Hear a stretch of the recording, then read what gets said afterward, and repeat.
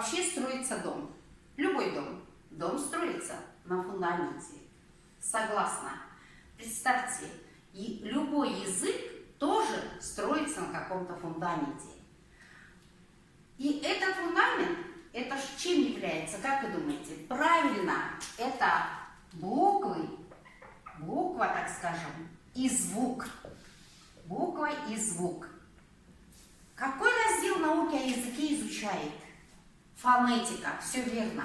Фонетика изучает букву и звук. Но есть отличие. Казахстан айтам. Если в русском языке у нас 33 буквы, вот вы их видите, правильно? То в казахском языке у нас 42 буквы. Согласны? Қандай айырмашылығы бар?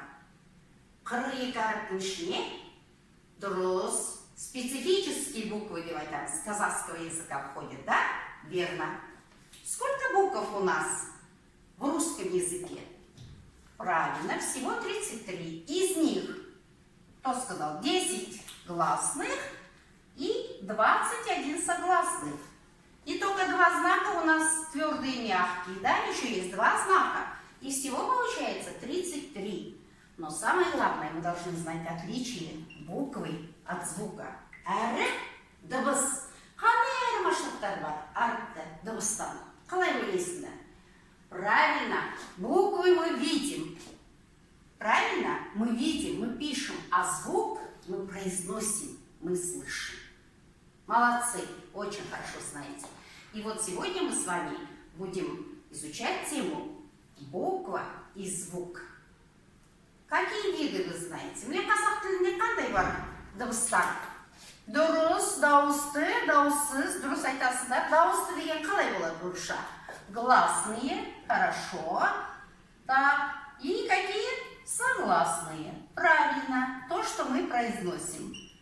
И буквы у нас тоже бывают. Гласные, верно, и согласные. Все правильно. Так, кто знает, сколько гласных букв есть в русском языке? Вот вам готовая шпаргалка. Посмотрите, каким цветом обозначены гласные буквы? Красным. Давайте посчитаем, да? Кто уже насчитал? 10? Отлично. 10 гласных букв. Так. И согласных у нас здесь получилось. Все верно. 21. Мы уже об этом говорили. Теперь смотрите. Мы говорим, мы произносим, да? Это значит звук. То есть мы издаем звук. Мы говорим, мы поем. Чем отличаются, давайте определим, гласные от согласных. Чем они отличаются? Верно, гласные мы что? Можем пропеть. А, О, У. Все верно. Согласные же что делают? Правильно. Их еле произносим. Мешаются, да, препятствия? Вот смотрите, при образовании гласных звуков выдыхаемый воздух проходит через рот свободно. А при образовании согласных звуков что сделает? Встречается препятствие. Препятствие – это то, что находится у нас внутри рта, да? Правильно? Зубы, губы, небо, язык. Вот возьмите А, Б, П. Язык, да, сомкнулся, он мешает нам произносить. Вот. Поэтому, еще раз повторим, при образовании гласных звуков выдыхаемый воздух проходит через рот свободно. А при образовании согласных звуков что? Встречаются препятствия. Создается шум. Поэтому гласные состоят только из голоса, а согласные звуки состоят из голоса и шума.